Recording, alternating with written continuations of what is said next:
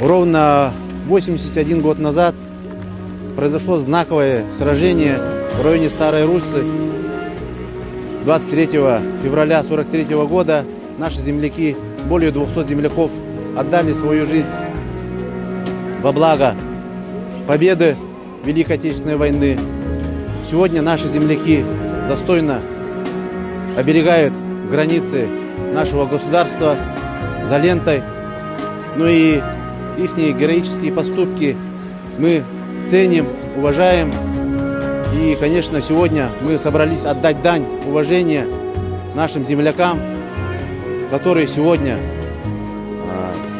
бьются против фашизма, отдают свои жизни. И, конечно, мы должны и обязаны почитать, помнить свою историю.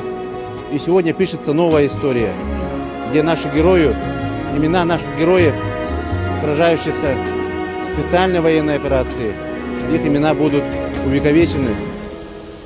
Слава героям Родины!